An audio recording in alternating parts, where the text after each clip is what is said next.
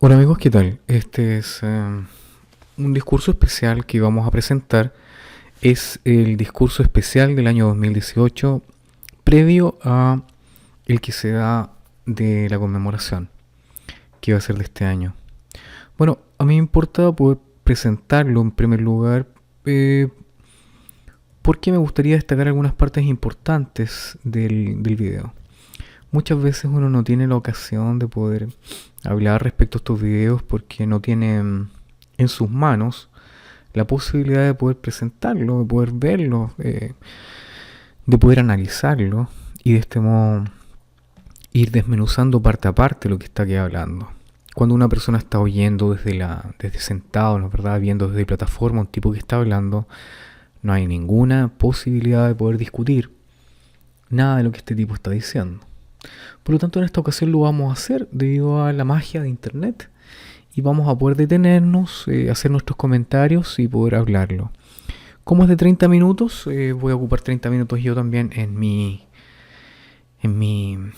respuesta a este video. No está referido a la persona en cuestión que lo está dando, que es un chileno a quien yo conozco, que está en Betel, eh, sino al contenido como cual. Primero que nada es un contenido que es estándar para todos los países del mundo. La persona está leyendo un discurso, es un bosquejo que es rígido, no tiene opciones de poder salirse o márgenes de error. Se pueden ocupar algunas simbologías, etcétera, para dar la impresión de que la persona está discursando de sus propias eh, iniciativa. Sin embargo, es una lectura, o sea, estamos viendo un buen lector. Los testigos de Jehová son buenos lectores, no es que sean buenos discursantes, leen bien, leen de corrido y es importante eso. Entonces, algunos se aprenden de memoria los textos y los pueden recitar de uno u otro modo. Y eso hay que presentarlo, no hay que quitarle mérito a eso, porque muchos testigos de Jehová no saben ni siquiera leer de corrido. Así es que él por lo menos puede leer relativamente bien. Eso por un lado. Sin embargo, el contexto como cual, o la información que nosotros vamos a ver, la vamos a presentar desde un punto de vista crítico, para que usted pueda verlo desde otra perspectiva, quizás por primera vez, para darse cuenta de que lo que dicen desde plataforma no es tan maravilloso como usted creía, ni tampoco era tan certero, ni tan erudito, sino que más bien es una manipulación para llevarlo a usted a un fin. Recuerde, este discurso tiene como objetivo que las personas nuevas que están entrando como el discurso especial van a llevar a invitar a un discurso muy lindo que se va a dar el fin de semana, etc.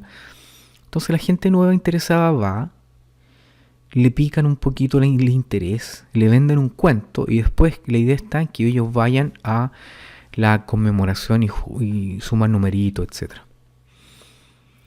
Entonces de eso se trata y vamos a analizarlo vuestra vez. Así es que voy a darle play para que usted lo pueda ver y vamos a comentarlo, ¿ok? Así que espero que les guste y vamos a partir, ¿ok?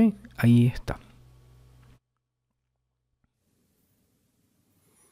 Por lejos a Jesús se le ha considerado el personaje más relevante de la historia. No fue ni rico, ni poderoso, ni siquiera tuvo un hogar propio. De hecho, cuando murió en el año 33, sus discípulos o seguidores ascendían a unos 120 hombres y mujeres. Sin embargo, hoy día, unos 2.000 millones de personas afirman ser cristianas. Sin duda, nadie puede negar que sus enseñanzas han dejado una profunda impresión en la humanidad, incluso reconocido por dirigentes que no son cristianos e historiadores destacados. Un par de ejemplos. El líder hindú Mahatma Gandhi dijo en cierta ocasión: "No sé de nadie que haya hecho más por la humanidad que Jesús". El rabino judío Hyman Ennelow escribió: "Jesús se ha convertido en el personaje más popular, estudiado e influyente de la historia religiosa de la humanidad. De todas las personas importantes y buenas que ha habido en el mundo, ninguna puede siquiera compararse a Jesús. Es la figura más fascinante de la historia". ¿Y qué hay de lo que dijo Albert Einstein, físico alemán de origen judío? Él dijo: aunque soy judío, la figura del Nazareno me resulta fascinante. Y cuando se le preguntó si consideraba a Jesús un personaje histórico, él respondió: por supuesto, nadie puede leer los evangelios sin sentir la presencia de Jesús. Su personalidad palpita en cada palabra. Estas expresiones y la de millones de personas coinciden en lo mismo. Jesús ha sido el personaje más importante de la historia, reconocido incluso por personas que no son cristianas. Ya. Vamos a detenernos hasta ahí en la primera introducción. Primero es presentar la relevancia que tiene Jesús en la historia de la humanidad. Ok. Bueno, el discursante, leyendo el bosquejo, más bien el bosquejo, no el discursante, el bosquejo indica de que Jesús ha sido la persona más relevante en la historia de la humanidad y que en el año 33, esto según el libro de Hechos de Apóstoles, más o menos 120 personas eran sus seguidores y que hoy 2000 personas se dicen cristianas. Bueno, quizás Jesús sea importante para 2.000 millones de personas, pero la población mundial actual es de más de 6.000 millones de personas. Por lo tanto, para 2/3 de la humanidad, Jesús no es relevante. Jesús no tiene ninguna importancia. Y para muchas personas, de hecho la gran mayoría de las personas que ha vivido en la tierra, nunca han escuchado hablar de Jesús. No estoy atacando la figura de Jesús, simplemente estoy mostrando un hecho factual, lo que es la realidad. Nosotros que vivimos en la cultura occidental, lo podemos ver así. Para nosotros Jesús es relevante, ¿por qué? Por esto, otro. Pero para la gran mayoría de las personas eso no es así. En Asia, en India, donde se concentra la mayor cantidad de población en la humanidad, Jesús no es relevante. Jesús no es el más importante individuo de la historia. Menciono aquí también de que las ideas de él han sido las más importantes y fundamentales. Y la verdad es que no es así. Porque viéndolo desde otro punto de vista, Platón ha sido muchísimo más influyente en todo intelectual, desde cientos de años antes de Cristo hasta la fecha. Es decir, el desarrollo intelectual en el cual se basa la civilización occidental no es Jesús, es Platón.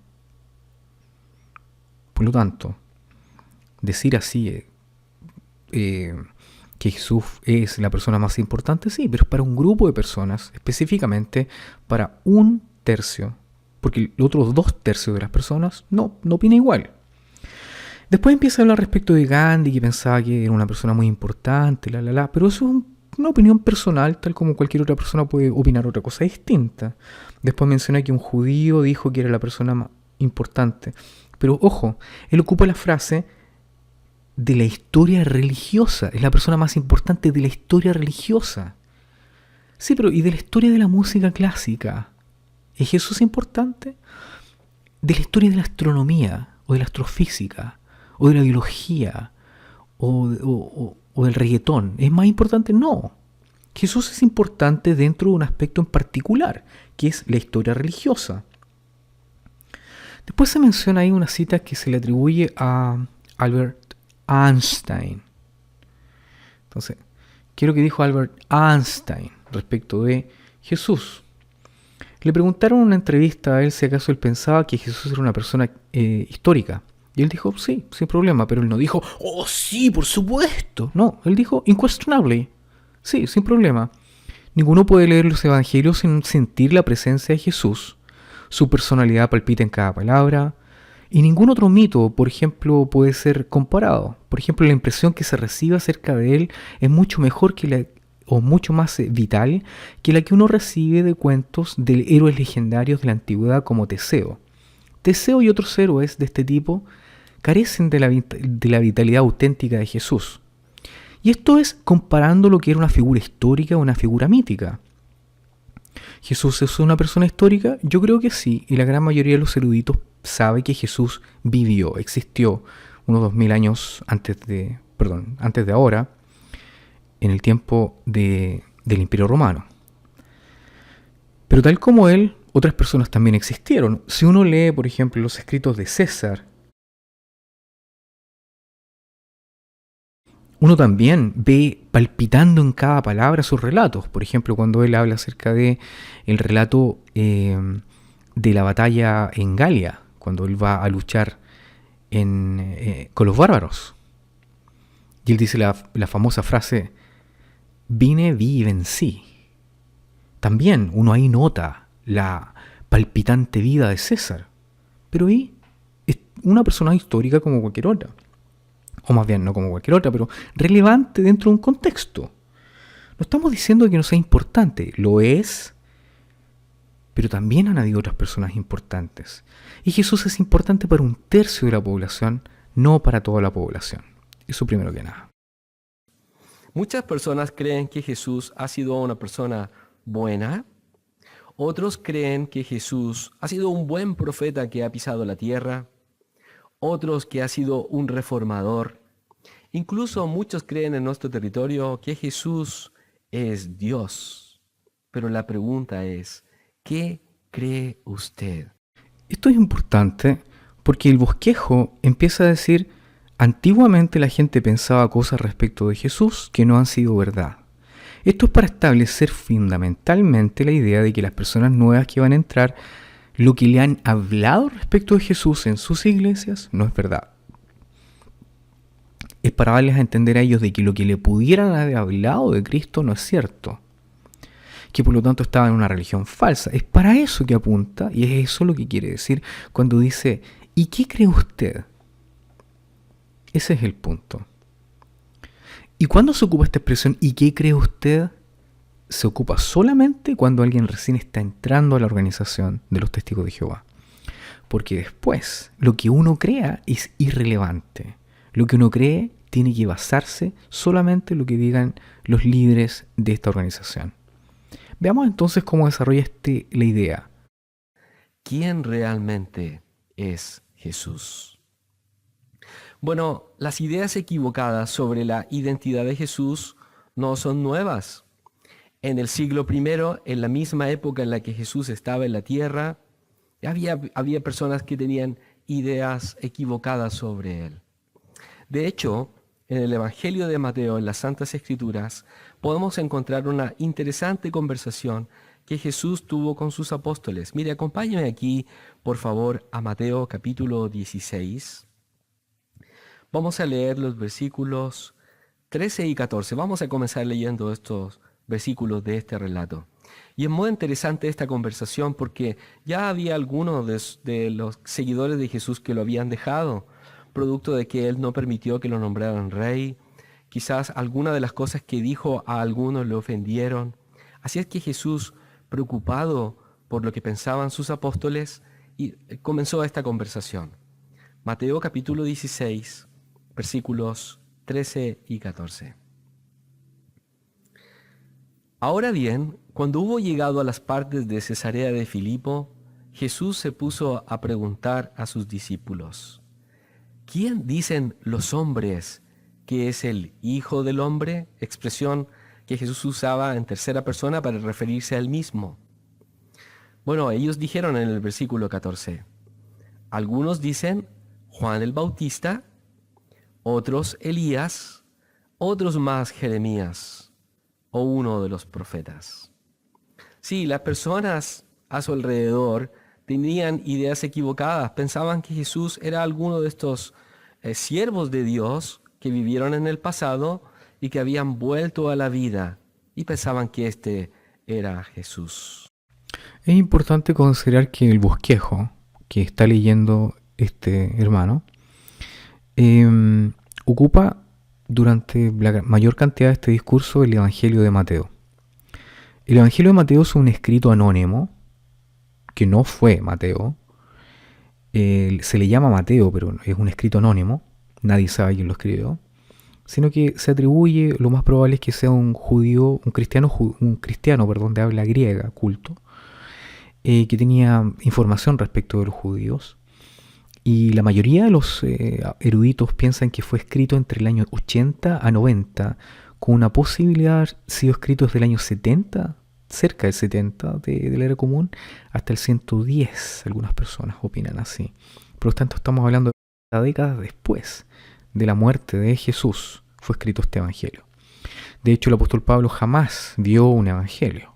Esto es posterior a Pablo. Bueno, pues, él ocupa la expresión el Hijo del Hombre. Es importante escuchar y entender quién fue el Hijo del Hombre para los judíos. Era una figura mítica, tal como aparece en el libro de Daniel. Yo personalmente dudo que Jesús se haya referido como Hijo del Hombre delante de sus apóstoles, porque haberlo hecho implicaba inmediatamente que él era una figura cósmica superior. Inmediatamente. Por lo tanto, esta conversación era irrelevante si Jesús hubiera ocupado esa expresión, el Hijo del Hombre. El simplemente aceptar, bueno, ¿y quién es el Hijo del Hombre? Era aceptar inmediatamente que Jesús era el llamado juez cósmico que iba a destruir todos los reinos y establecer un paraíso en la tierra, un mundo, qué sé yo, un reino. Por tanto, no, yo personalmente no creo que este relato sea histórico, el de Mateo, sino que fue un maquillado después de 4 décadas después de que Jesús murió. Sin embargo, el texto del bosquejo indica más bien de que hay que considerar que la gente tenía errores respecto de Jesús. ¿Quién por lo tanto fue? ¿O de dónde podemos sacar información respecto de quién fue Jesús debido a que no tenemos mucha información de él? El bosquejo nos da la respuesta. Bueno, algunos también querían que Jesús o que él fuera un activista político, que él actuara a favor de ellos. Eso era lo que ellos deseaban. O algunos querían que Jesús fuera un juez. Pero ¿quién realmente es Jesús? ¿Por qué vino a la tierra? ¿Y qué está haciendo ahora? Bueno, esas son las preguntas a las que vamos a dar respuesta en esta consideración. Ok. Las 3 preguntas que se va a dar en esta consideración en 30 minutos, según el bosquejo, no según este pobre hermano, es quién es Jesús, para qué vino a la tierra y qué está haciendo ahora. Y él nos tiene que explicar esas cosas. Vamos a ver si las puede conseguir. Vamos a ver qué tan profundo es él al poder darnos a conocer esas verdades. ¿Ok? Veamos. Bueno, la Biblia no nos deja a oscuras, nos entrega mucha información sobre la vida de Jesús y una de ellas que es muy importante es que comprendemos que la vida de Jesús se divide básicamente en 3 etapas. La primera es su existencia prehumana, o sea, su vida en el cielo antes de venir a la tierra, millones de años en los que estuvo junto a su Padre en los cielos. Luego tenemos su vida en la tierra, 33 años y medio, y después de su muerte, su resurrección y su ascensión hacia el cielo, hasta el día de hoy vive en el cielo mismo.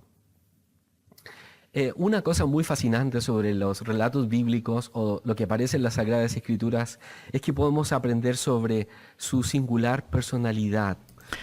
Antes de ir a la personalidad de Jesús, según él la menciona, quisiera yo hablar algo respecto de lo que él menciona de estas 3 etapas de la vida de Jesús.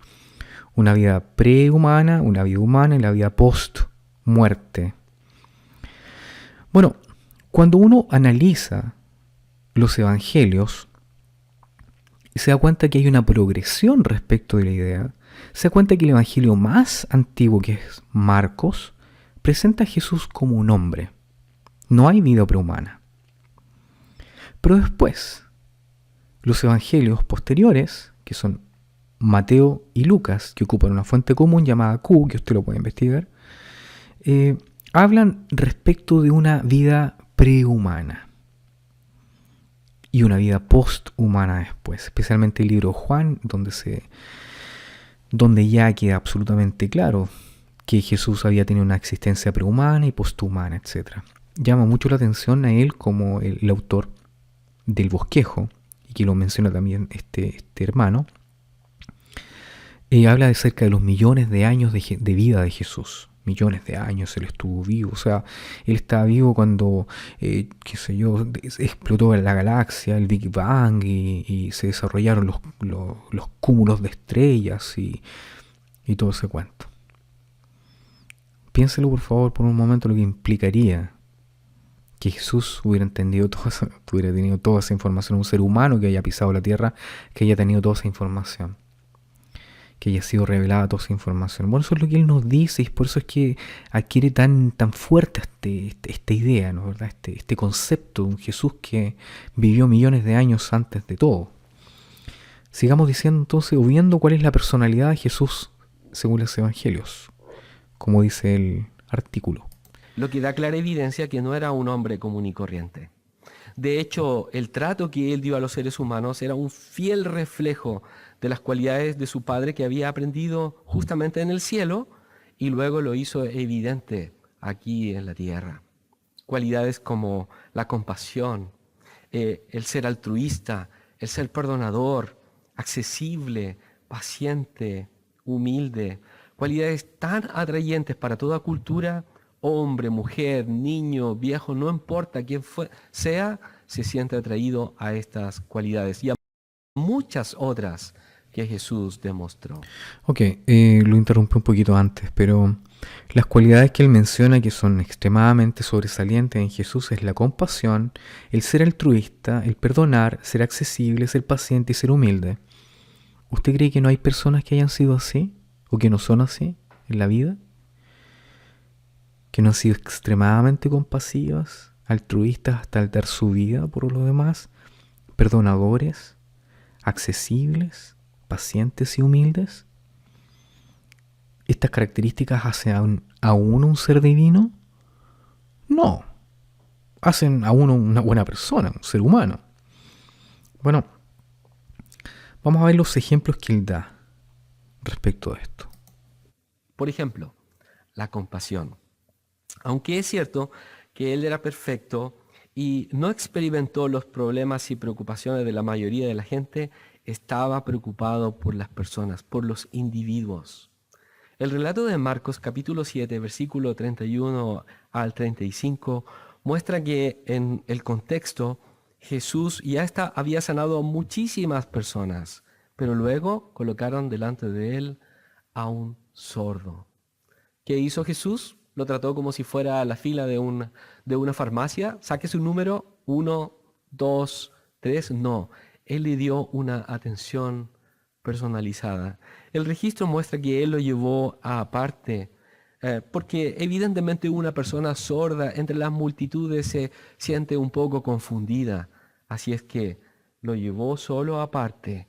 Luego hizo algunas señas, tocó sus oídos, su lengua, escupió al suelo, miró hacia el cielo para que la persona sorda comprendiera que lo que iba a ocurrir era por procedencia divina. Sí, Jesús estaba preocupado por los individuos. Sí, él no solo cumplió su asignación, sino que él siempre fue más allá, trató con dignidad a otros.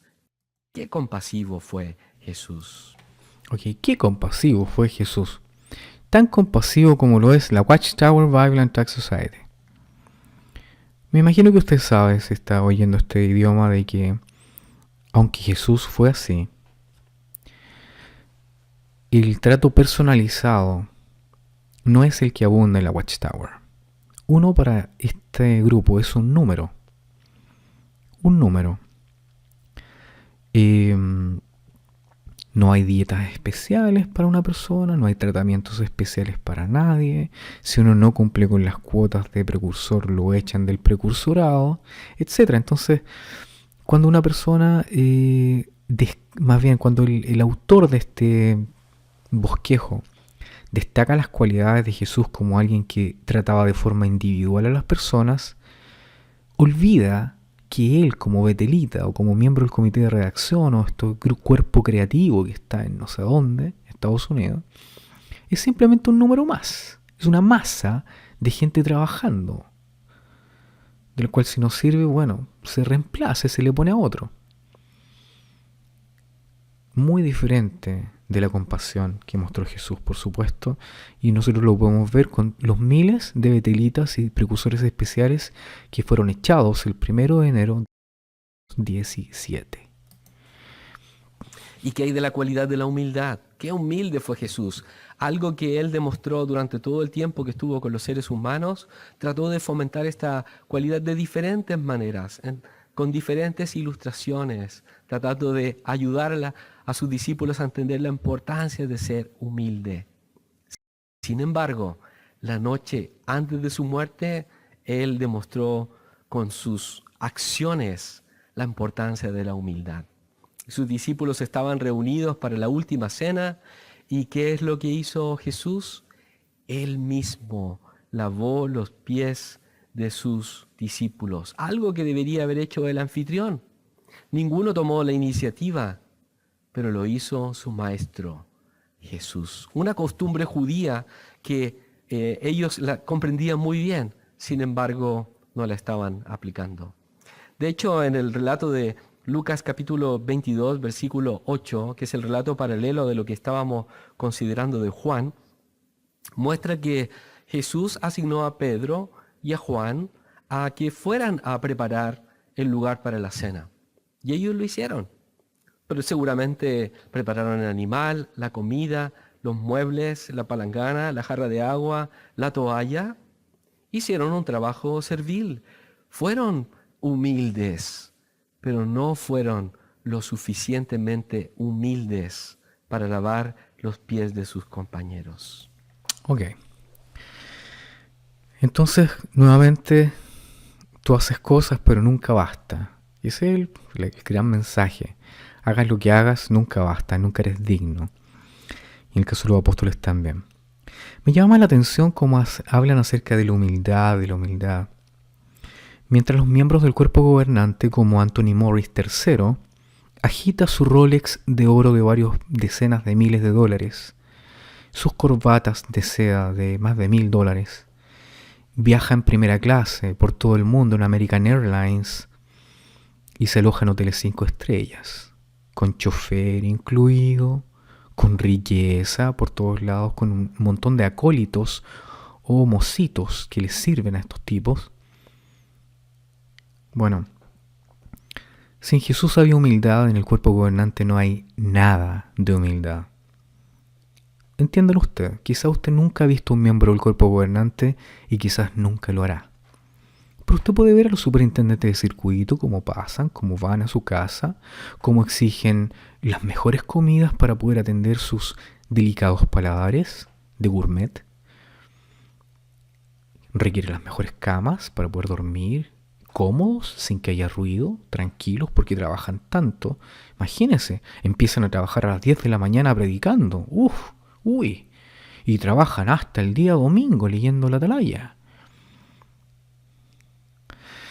Bueno, los miembros del cuerpo gobernante son cualquier cosa menos humildes. Hay un relato que se menciona de un miembro del cuerpo gobernante en México que le preguntaron a Anthony Morris, un hermano en México, le pregunta: hermano Morris, dígame usted, la información que ustedes nos dan a nosotros, ¿podríamos decir que es como la información que Cristo nos da?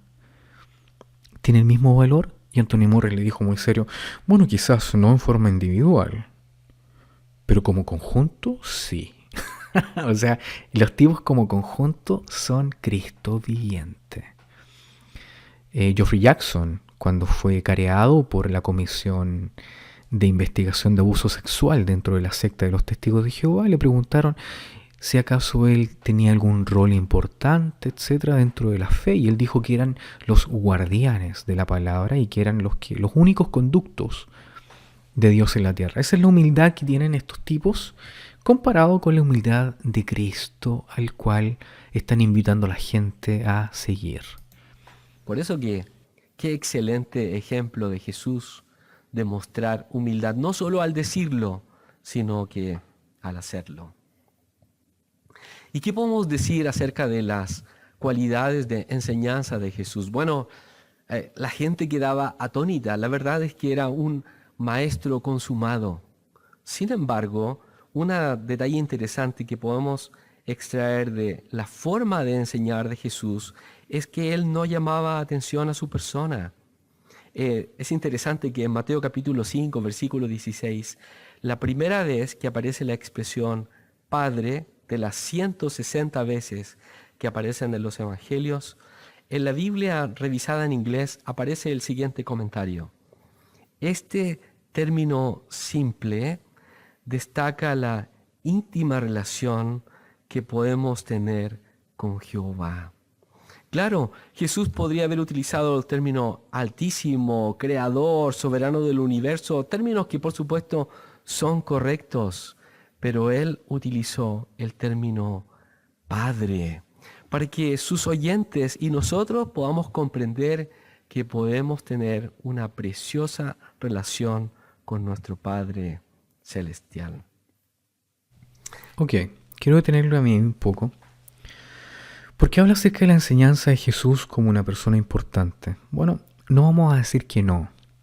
Jesús sí pudo llegar a su auditorio, por lo visto, influyó en la mente de varias personas que lo consideraron a él como que había resucitado, que es un gran mérito después de todo. Sin embargo, Jesús no podemos decir que es el más importante maestro que ha habido en la historia de la humanidad. No, han habido muchos maestros, especialmente en las escuelas filosóficas griegas y romanas después. Los docentes de las academias, Aristóteles, Pitágoras, Sócrates, Platón, etc. Entonces Jesús sí fue un maestro, pero no el maestro más importante. Han habido otros tipos de personas que han explicado de cómo enseñar.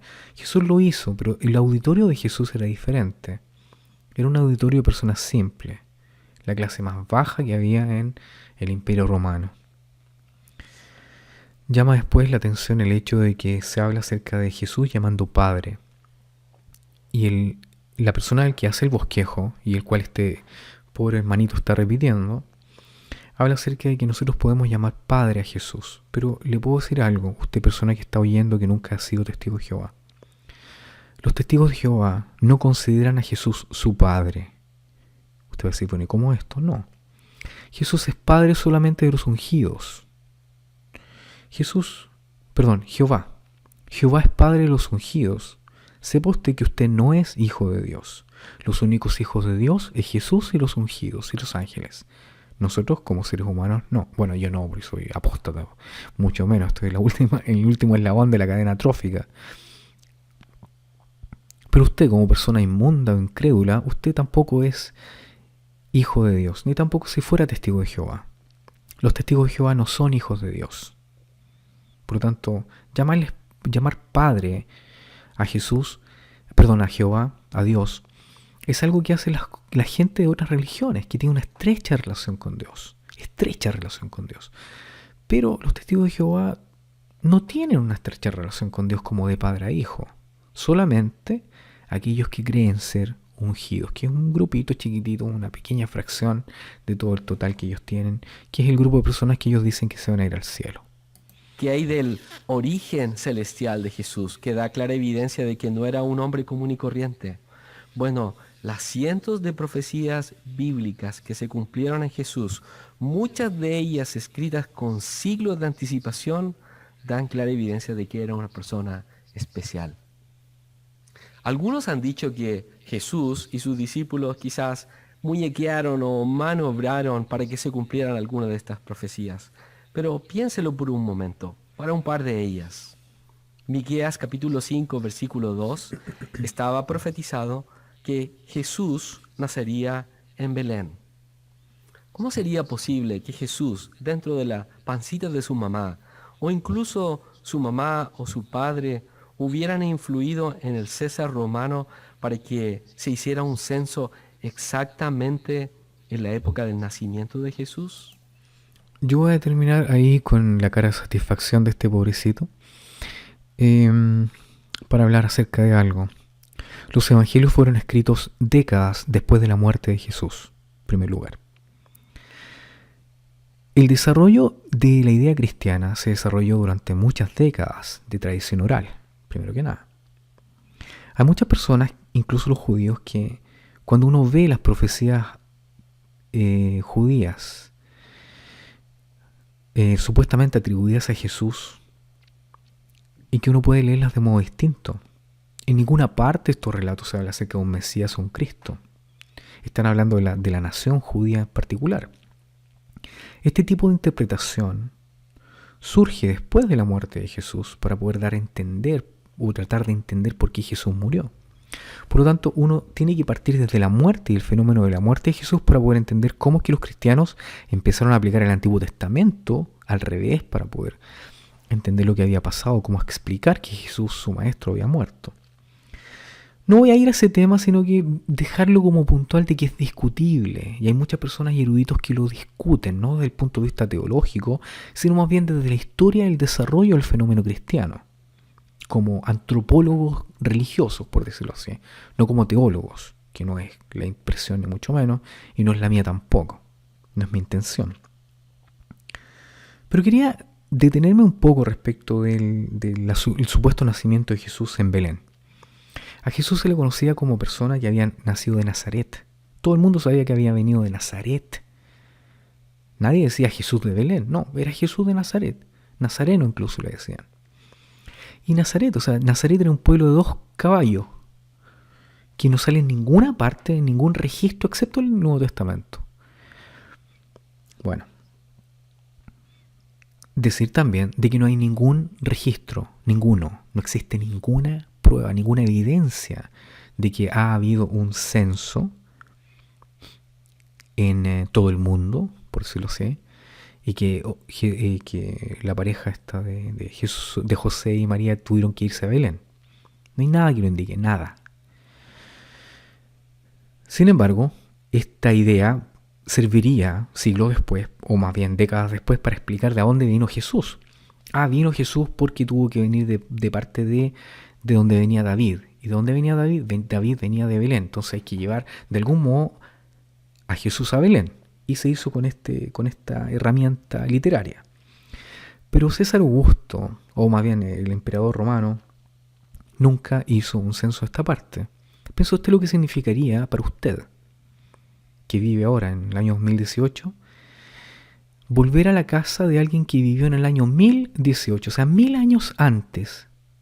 Sí, David vivió 1000 años, un milenio antes de Cristo. Entonces, por lo tanto, ok, voy a ir a donde están mis parientes de hace 1000 años atrás. ¿Dónde estaría usted? ¿Dónde iría yo? ¿A qué lugar del mundo usted rastrearía sus genes para ir a ese lugar? Esto es importante tenerlo claro porque muchas veces uno no se detiene en este hecho y uno simplemente lo aplica como que fue así. Bueno, el hermanito acá dice, bueno, Jesús no pudo haber influido en esta idea, pero quien sí pudo haber influido en esta idea es el escritor de la historia. El escritor de la historia sí pudo haber dicho que a César se le ocurrió esto y que los papás de Jesús fueron a tal cual lado. Pero no hay ningún registro histórico que lo pruebe. Y tenemos registros exactos de lo que pasó en Roma. Pero no hay nada que indique esto. Nada. Por lo tanto, la mayoría de los eruditos serios consideran que esta es una invención del escritor bíblico. ¿O qué hay acerca de la profecía de Salmo capítulo 22, versículo 18?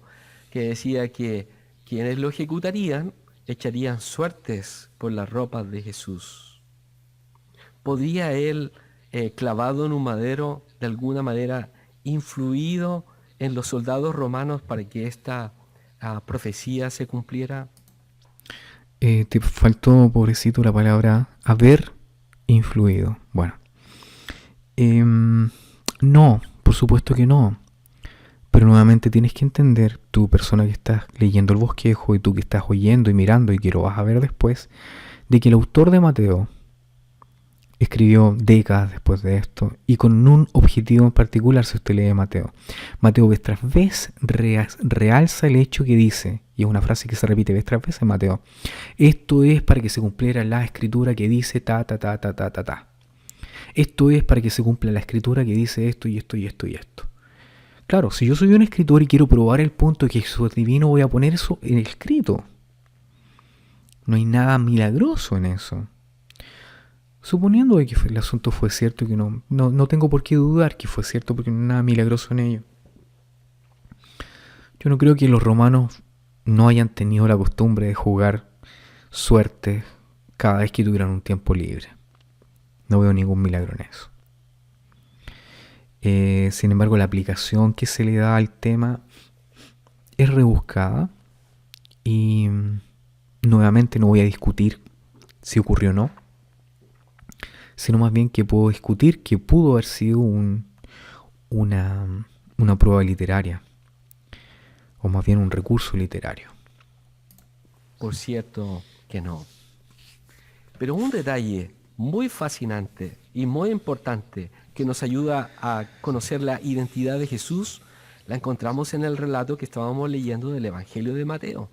Mírenme, acompáñenme a seguir leyendo lo que dice el Evangelio de Mateo en el capítulo 16.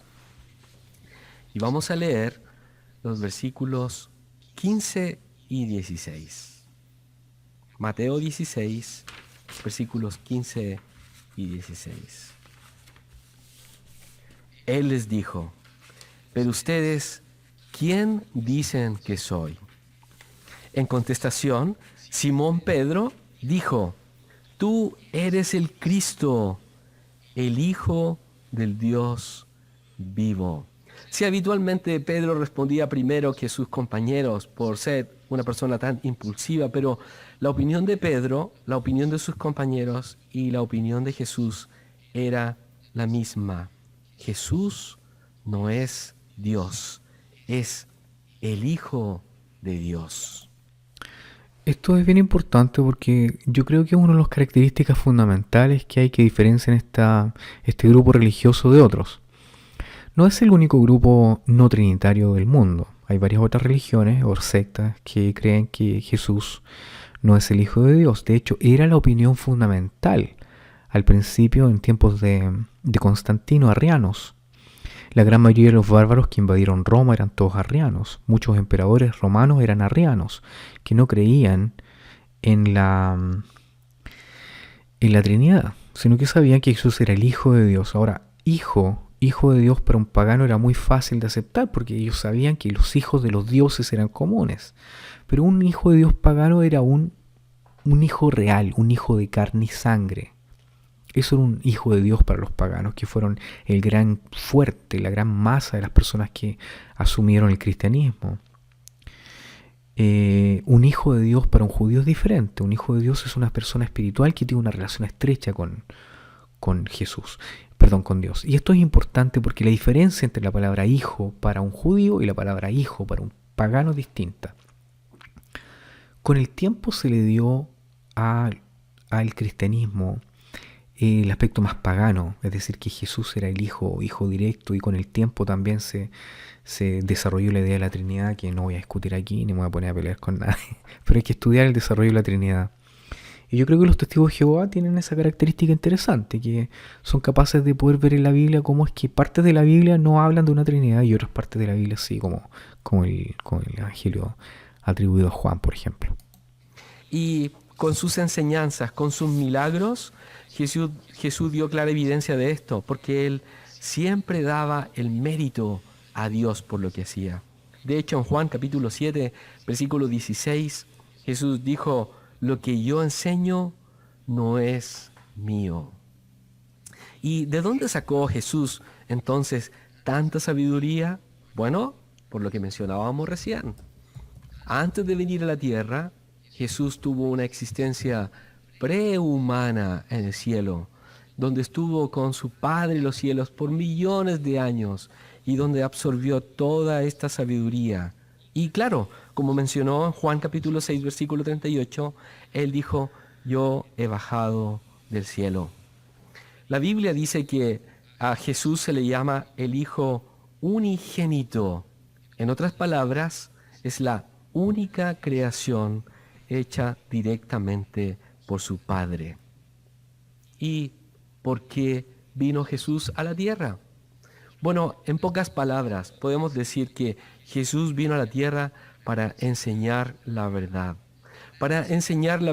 acerca del reino de Dios y para cumplir su asignación de ser ungido como Mesías o Cristo y luego ser sacrificado o muerto para entregar su vida en salvación de la humanidad.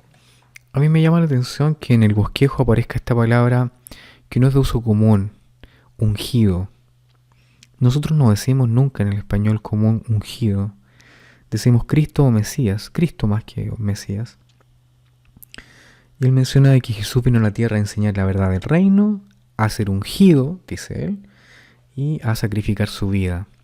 Creo que es una buena ocasión que el autor de este bosquejo en Brooklyn está ocupando para meter el concepto ungido, que no es de idea común. ¿Pero terminó todo ahí?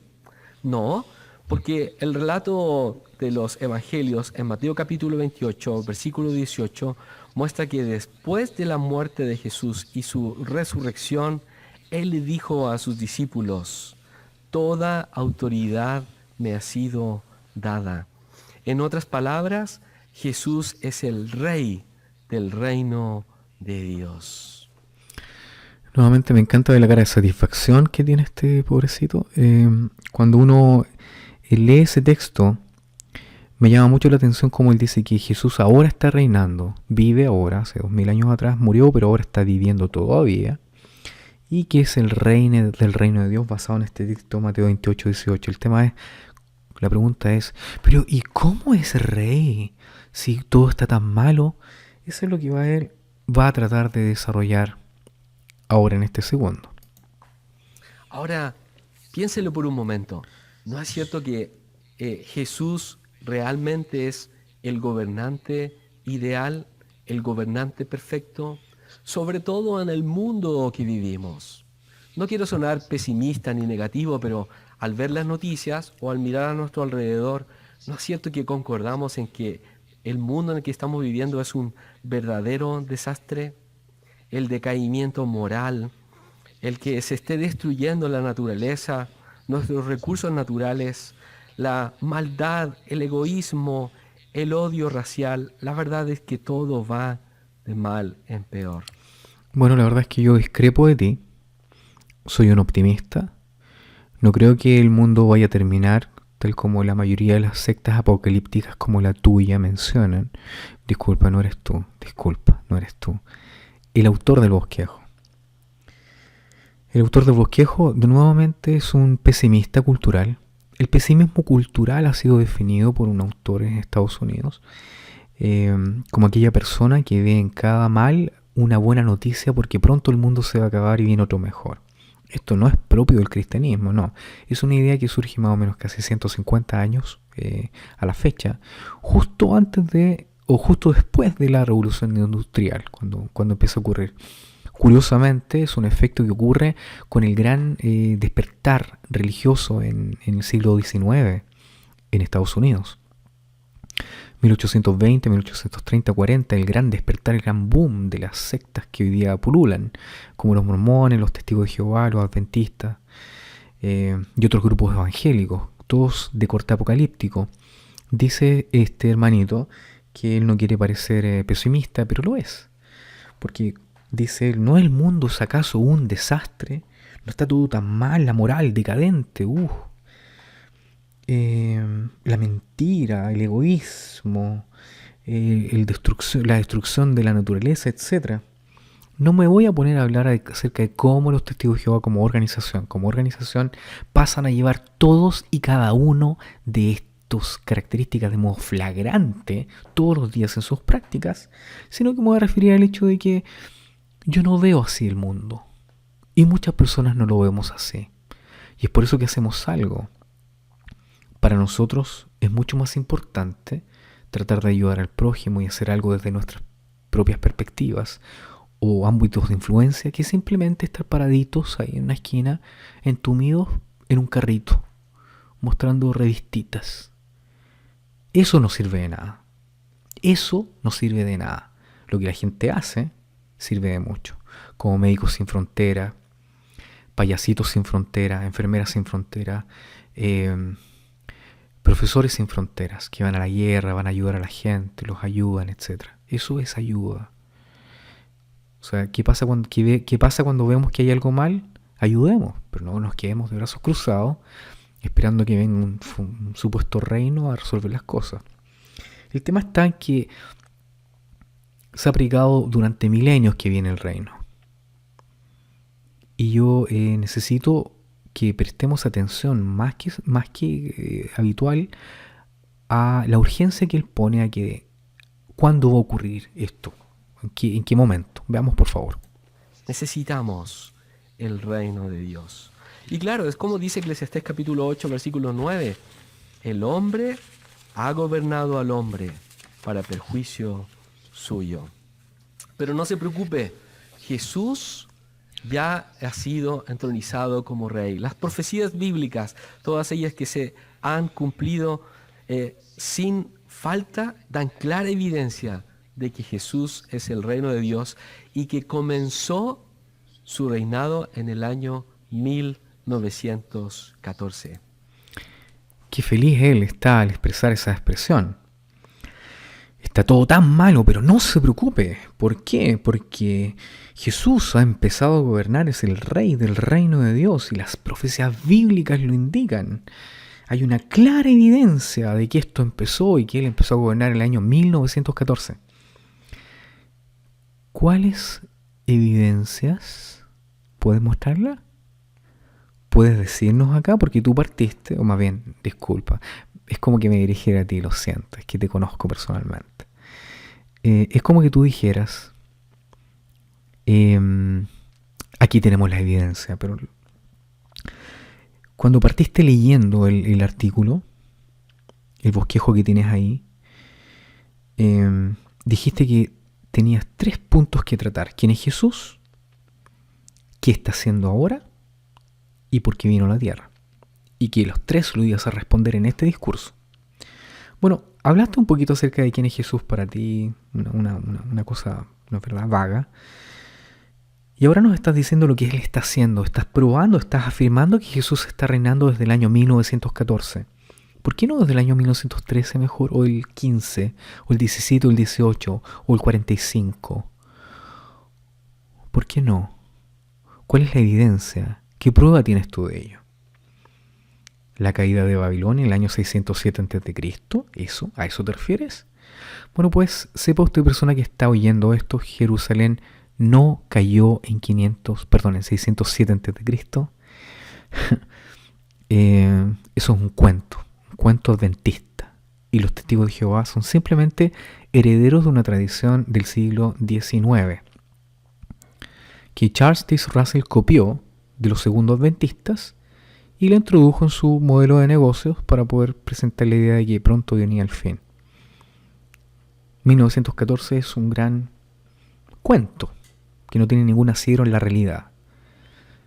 Pero me da pena a mí ver niños como este que son tan buenas personas. Usted puede percibir que la sinceridad que tiene este pobrecito.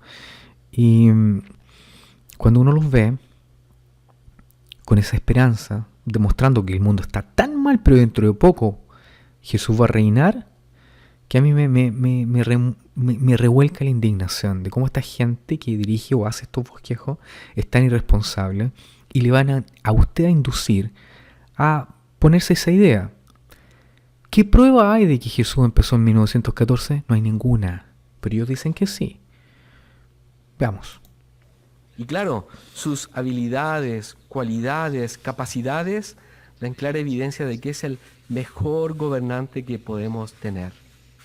Ya hemos hablado acerca de sus cualidades, por ejemplo, de la humildad, pero se ha dicho que un buen dirigente practica lo que predica. ¿Y no fue así en el caso de Jesús? Piénselo por un momento. Cuando Él envió a sus discípulos a predicar o a hablar acerca del reino de Dios, ¿qué es lo que hizo Jesús? ¿Se sentó a esperar los resultados? No, Él estuvo con ellos, fue a predicar con ellos. Por otro lado, Jesús mostró un excelente modelo de responder a la jefatura. Aunque Él es el rey nombrado por su Padre, la verdad es que Él ha mantenido su sujeción. ¿Cómo decimos esto?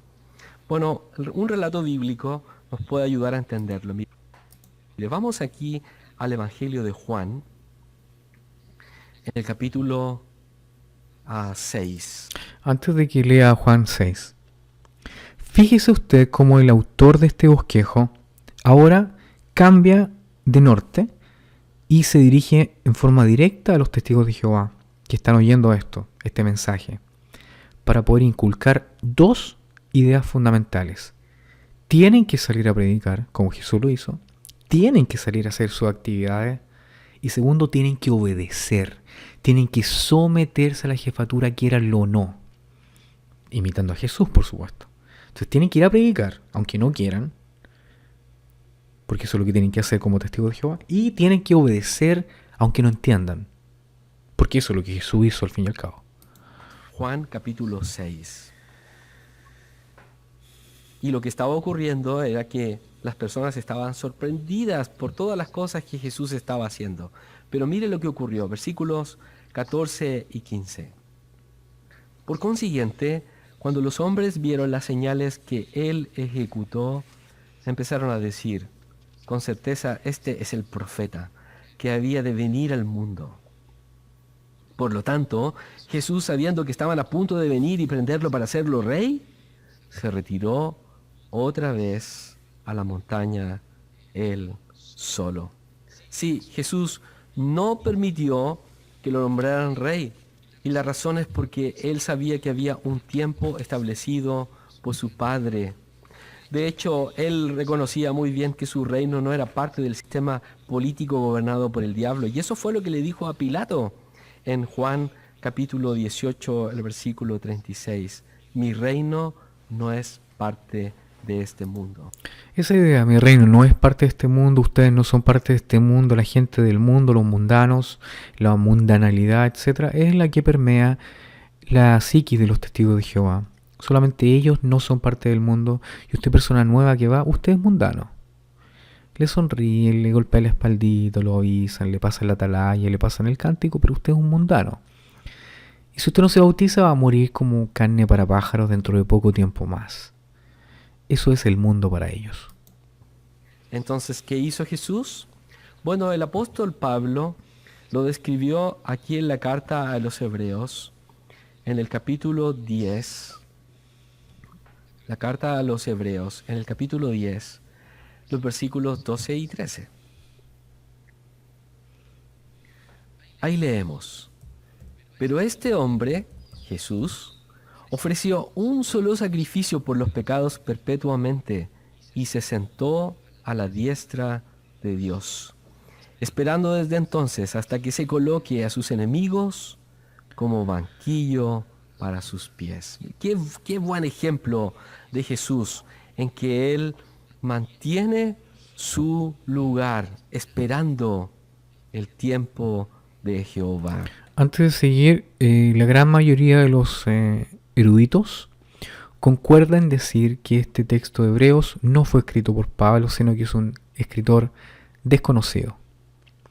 Pablo nunca se atribuye el texto y tiene una teología muy rebuscada, muy desarrollada, muy sofisticada, por decirlo así. Pero el texto es muy interesante porque dice ahí que se somete. Por lo tanto, si se somete, Jesús, que es el rey, ¿qué queda para usted? Por supuesto que se tiene que someter y obedecer lo que diga, todo lo que diga el anciano de turno, y por supuesto lo que digan los reyes del cuerpo gobernante. Por otro lado, otra cosa muy fascinante de las cualidades de Jesús era colocar un modelo de cómo asignar tareas a otros. Nunca lo hizo de manera cruel, déspota ni agresiva. Al contrario, siempre trató con dignidad a otros. Esto es interesante debido a que las personas, como la persona que está leyendo ahora este discurso, ellos tienen que firmar 2 votos, el voto de pobreza y un voto de obediencia total a la Watchtower. La Watchtower puede poner, y lo hace de forma regular, de modo déspota, sin considerar ninguna cosa. A usted lo pueden mandar, lo pueden sacar, lo pueden colocar, lo pueden hacer aquí y allá, etc. Hay mucha gente que sufre por eso en Betel, en donde no se toma en consideración ninguna cosa, sino que se ocupan como números. Y muchas veces quienes toman las decisiones en Betel son humanos tan falibles como cualquiera, que pueden poner solamente a sus amigos en lugares de privilegio. Y así suben y surgen unas personas en desmedro de otras. Por lo tanto, es interesante que hable aquí acerca de la acción de poder entregar asignaciones de modo amable, porque eso no existe dentro de la organización de los testigos de Jehová, ni tampoco en las congregaciones. Usted lo puede ver. ¿Y qué podemos decir acerca de su labor estos 3 años y medio en lo que él predicó? Bueno, hasta el día de hoy colocó fundamento de una congregación internacional. Sus enseñanzas realmente han marcado a millones de personas. Por otro lado, Jesús tenía la capacidad para controlar a multitudes de miles de personas. Pero no solo eso, sino que tenía la capacidad y habilidad para controlar incluso a las fuerzas naturales. Relatos bíblicos que muestran que él calmó una tormenta o hizo que el viento se parara. ¿No es cierto que maravilloso sería tener un rey o gobernante como Jesús? ¿Y qué hay acerca del control que tiene sobre las enfermedades? Y también resucitar o dar vida a los muertos. Lo que hizo cuando estuvo en la tierra era como una maqueta de lo que hará muy pronto aquí en la tierra. Quería detenerme un poco con eso porque lo que dice este bosquejo en realidad depende del evangelio que uno esté leyendo.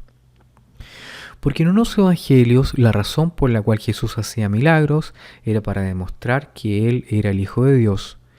Pero en otros evangelios indica de que Él quería esconder los milagros que hacía, no quería que nadie supiera. Uno puede ver la diferencia que hay, por ejemplo, en este punto de vista en el evangelio de Marcos y posteriormente en el evangelio de Juan.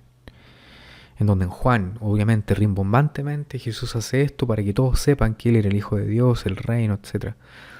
Pero en los primeros, por ejemplo en Marcos, no es así. La idea está en que nadie sepa, que nadie hable acerca de Él. No quiere que nadie le diga a nadie. Pero el escrito hecho 40 años después cambia la historia. Interesante. Y no solo él lo va a hacer por cumplirlo, porque el registro bíblico muestra que él estaba deseoso de hacerlo. En cierta ocasión, cuando sanó a un leproso, él dijo, quiero. Así es que es clara evidencia de que este rey está interesado por la humanidad. Sí, no hay ninguna duda, Jesús es el gobernante perfecto. Bueno, pero ¿qué está haciendo ahora? Bueno, esperando el tiempo de Jehová. Pero lo que está haciendo en este momento es dirigiendo la mayor campaña de predicación mundial. Me quiero detener ahí. Porque con esta frase, el autor de este texto hace que este niñito llegue y diga que Jesús es el gran gerente de los testigos de Jehová. O sea, ¿quién es Jesús? No, Jesús es el gerente de los testigos de Jehová. Él está dirigiendo la predicación en todo el mundo. Bueno, la verdad es que me cuesta imaginar un gerente más poco eficiente. Un gerente tan malo para la gerencia. O sea, yo lo despido. Si estuviera en mi cargo, yo lo despido inmediatamente. ¿Por qué? Porque la predicación de los testigos de Jehová es básicamente inservible. No sirve para nada. Los números indican de que han estado necesitando más y más y más horas de predicación para conseguir un nuevo converso. Estos nuevos conversos generalmente ahora están viniendo de las familias de los testigos de Jehová. Están bautizando niñitos, 6, 7 años, añitos. Se meten ahí y ya no se pueden salir nunca más porque quedan esclavos de la agrupación. Es decir, Jesús como gerente está dirigiendo esta predicación. Sin embargo, no es capaz de llegar a la gente. Jesús. Usted lo puede ver en las esquinas. A los testigos, paraditos ahí, aplanando callecitas, mudos hablando entre ellos, los chismes de congregación, pero no se dirigen a la gente. Esa es la predicación. O sea, eso está haciendo Jesús. Jesús que salía a predicar y hablaba y todo el cuento y la. ¿En realidad usted cree que Jesús está dirigiendo la predicación de los testigos de Jehová? Eso es lo que está diciendo el autor de este relato y es lo que este niñito está diciendo. Es decir, que Jesús es el gran gerente de los testigos de Jehová. ¿Sabe usted cuántas horas se necesitan para lograr un solo converso? No tengo la estadística acá, pero son varios millones de horas, miles de horas. Son varios años de 24/7. O sea, la eficacia es nula. Si Jesús está dirigiendo la predicación desde ese tipo, no lo quiero como rey. ¿Ah? Preferiría poner, no sé, a un ministro de Hacienda de un país exitoso a que se ponga a trabajar en ese tema. Obviamente estoy siendo sarcástico por el tema, pero simplemente para refutar la idea de que si fuera así, los hechos demuestran que Jesús no está dirigiendo ninguna cosa. Buscando a personas, no importa el idioma que hablen, no importa su procedencia, su etnia, a los sordos, a las personas que son indígenas. De hecho, se está traduciendo a cientos de idiomas para la búsqueda de la salvación de muchas personas. La pregunta es, ¿qué hay de usted? ¿Qué hay de usted? Es decir, esa es la pregunta. ¿Qué hay de usted? Usted que recién acaba de ir y lo invitaron a un discurso muy lindo y ahora ya le están poniendo presión. ¿Y qué hay de usted? ¿Usted va a escucharnos?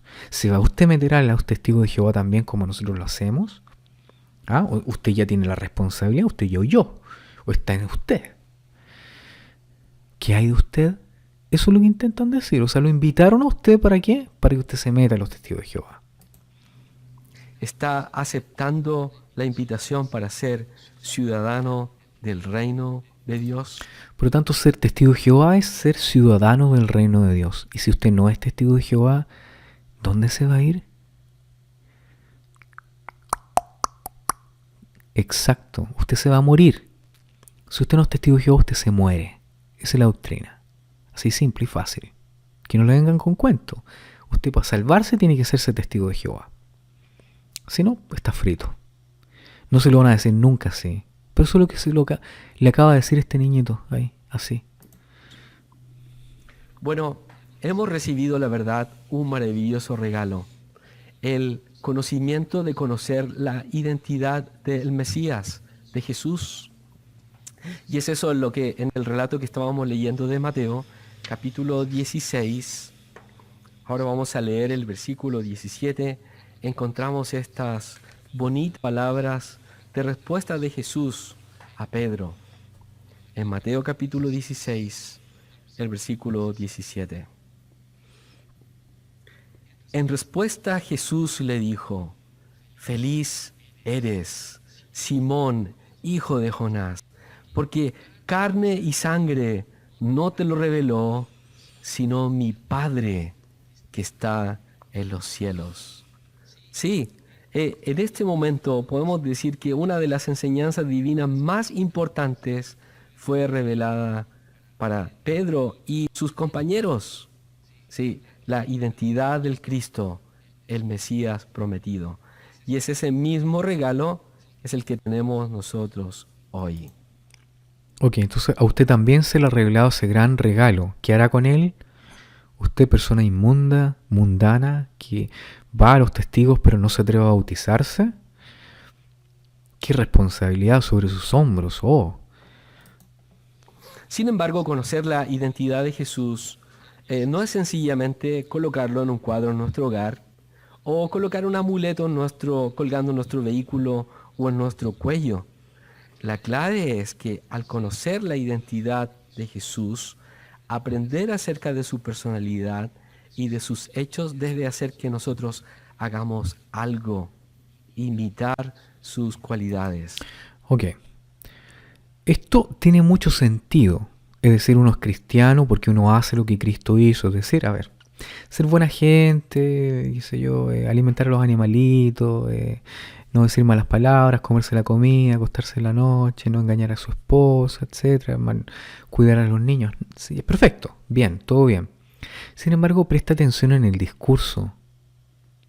¿Qué es lo que se le dijo a usted que tenía que hacer como siervo de Cristo?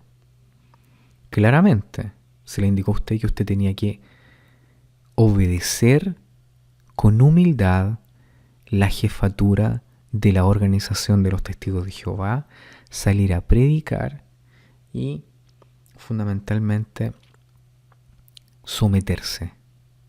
Eso es ser cristiano para los testigos de Jehová. Que uno mienta, que uno sea mala persona, que uno fornique, que uno haga esto, otro, son cosas que pasan, es normal para ellos.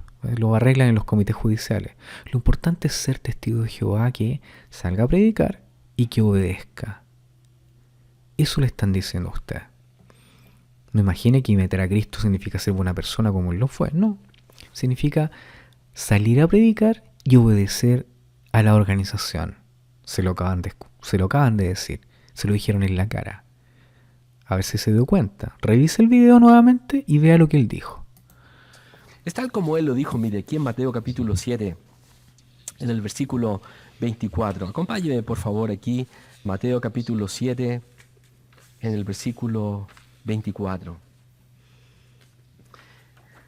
Dice, por lo tanto, a todo el que oye estos dichos míos y los hace, se le asemejará a un varón discreto que edificó su casa sobre la masa rocosa. ¿Se dio cuenta? No solo cosa de oír o de escuchar lo que ha hecho Jesús, sino que es algo que tenemos que practicar o hacer. Y también el apóstol Pedro lo dijo muy bien ahí en 1 de Pedro capítulo 2, el versículo 21. Jesús es nuestro modelo o dechado en nuestra vida. Y claro, si lo hacemos, nos dará paz y felicidad ahora, pero por sobre todo nos beneficiaremos porque seguir el modelo de Jesús nos ayudará a alcanzar la vida, alcanzar vida para siempre. Ok. Yo no sé si eso está en el bosquejo porque no lo tengo por ahora. Lo voy a publicar después. Pero según lo que menciona este discurso, el lector que está usted viendo, menciona cuál es el kit de todo el asunto, el leitmotiv, la situación sine qua non. Ellos no harían nada.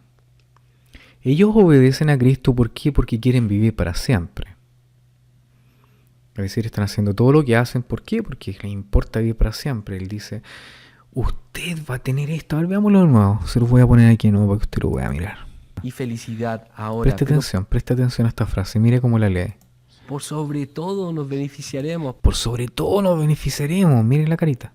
Porque seguir el modelo de Jesús nos ayudará a alcanzar la vida, alcanzar vida para siempre. O sea, vida eterna, vida para siempre, ese es el gol. Para eso hay que ser bueno.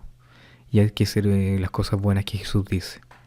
Para alcanzar vida eterna. Bueno, la verdad es que yo no comparto las mismas ideas, pero eso no significa que una persona sea mala o sea intrínsecamente malo o dañino, o voy a hacerle malo a los demás, o voy a echarle aceite al agua, o voy a enterrar contaminantes en el suelo, como lo hicieron en el Betel de Brooklyn. No, en la granja de Nueva York, por el cual fueron multados por el decreto ambiental. No voy a hacer eso. Eso es un crimen contra la naturaleza. Pero no lo hago porque soy un ser humano que es humanista. Porque creo en la virtud por sí misma. No porque yo no hago lo malo porque me da miedo el Armagedón. Me importa un cuesco. No me interesa. No creo en él. Ni tampoco estoy esperando hacer lo bueno porque quiero en el paraíso. Honestamente, muy personalmente, no creo que eso ocurra. Pero soy yo. Soy yo. Usted puede creer lo que quiera, está bien. Estamos analizando el texto de que él indica de que hacer lo bueno es para obtener un galardón. Honestamente no, nunca fue. Cuando yo era testigo de Jehová, mi motivación no era la vida eterna, sino que servir a Dios, porque yo lo amaba. Ahora, es común que escuchemos esta expresión, Jesús murió por nosotros. Pero, ¿cómo es posible que una persona haya dado su vida para salvar a muchos? ¿Y cómo es posible que una muerte que ocurrió hace casi unos 2000 años atrás nos afecte a nosotros hoy día? Bueno, las respuestas a estas preguntas se darán el próximo sábado 31 de marzo, cuando celebremos la conmemoración de la muerte de Jesús. Y ahora nos sales con que tenemos que esperar al 31 de no sé cuánto para poder saber la respuesta a esas palabras. Por lo tanto, todo este discursito ha sido un enganche para que estemos presentes en la parte B, en este mismo Vaticanal, para ver el discursito, que siempre es el mismo todos los años a todo esto. Y lo vamos a repetir acá, lo voy a poner aquí también, y lo vamos a analizar. Y que por supuesto usted está cordialmente invitado. Para extenderle esta invitación, queremos mostrarle un video. Un video, vamos a ver un video. Antes de ver el video, por favor, yo quiero que preste atención en distintas cosas. Preste atención a la musiquita. El piano, el piano lacrimógeno. Preste atención también a cuando Jesús está clavado en el palo. No es una cruz. No es una cruz. Y también en la voz del tipo que habla y que dice, entre otras cosas, no le gustaría vivir en un lugar en donde no hubiera maldad, en donde no hubiera enfermedad, etcétera. O sea, ¿para qué? Todos esos recursos baratos de telenovela, ¿no es verdad? Rimbombante, chillona, tercermundista. Vamos a ver cómo es este lindo video.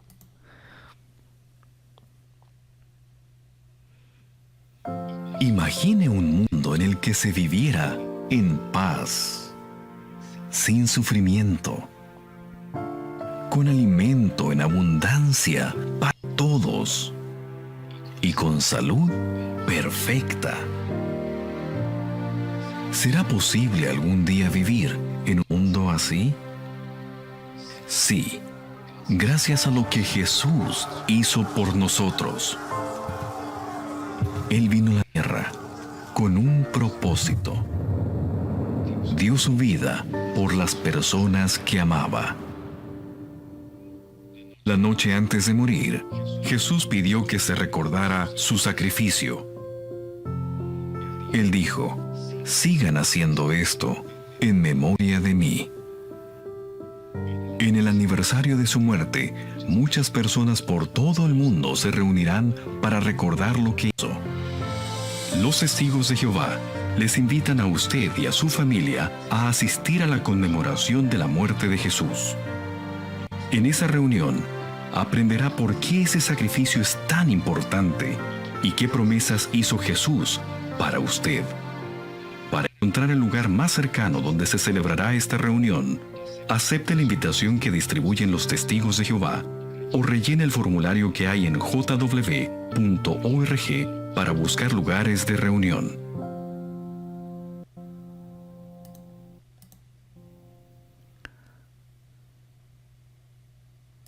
Ok, ahí terminó el Mac video.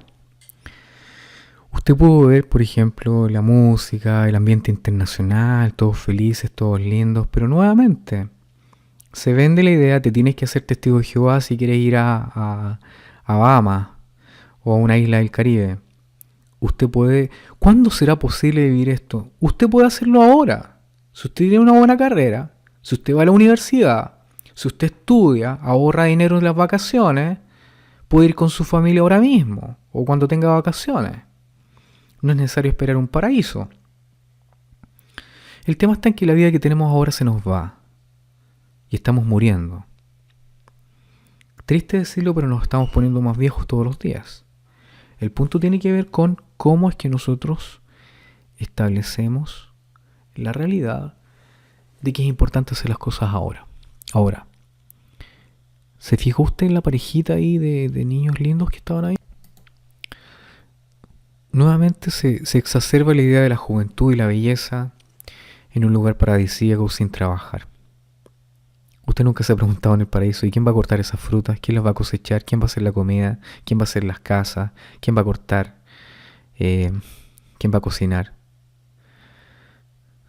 Etcétera.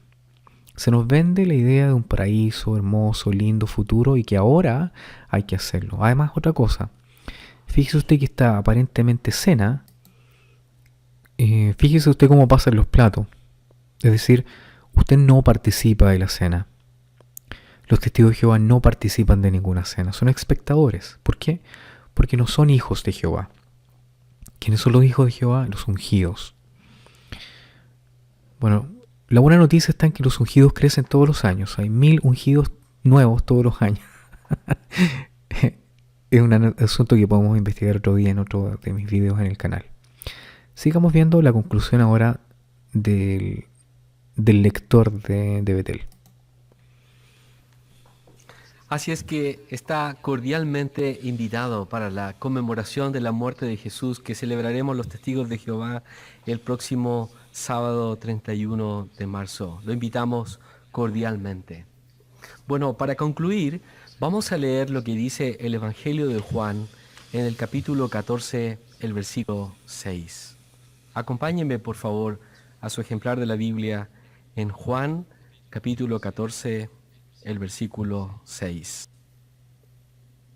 Jesús dijo: Yo soy el camino y la verdad y la vida. Nadie viene al Padre sino por mí. Por favor, si usted es cristiano, entienda esto. Jesús es el camino, no una secta, no una organización religiosa, no el cuerpo gobernante de 8 individuos que vive los reyes en Estados Unidos. Jesús es el camino. Si usted es cristiano, sígalo a Él, no una secta. Sí, de lo que hemos considerado hoy día sobre la identidad de Jesús, la pregunta nuevamente es: ¿quién piensa usted que es Jesús? Bueno, aprender acerca de Jesús, como hemos dicho, puede ayudarnos a salvar nuestra vida. Así es que si usted ha venido por primera vez al Salón del Reino o es alguien que viene de vez en cuando a nuestras reuniones, por favor, tómese en serio el hecho de aprender acerca de Jesús, porque si lo hace, entonces podrá salvar su vida para siempre. Y ese es el objetivo final. Es decir, hágase testigo de Jehová, porque es el único modo en que usted va a salvar su vida. ¿Qué le pareció? Interesante, ¿no es verdad? Por favor, vuelva de nuevo a las cosas que hemos hablado en este video, vea las conclusiones en las que hemos llegado, más bien los hechos que hemos demostrado, y sepa usted que los testigos de Jehová de ningún modo,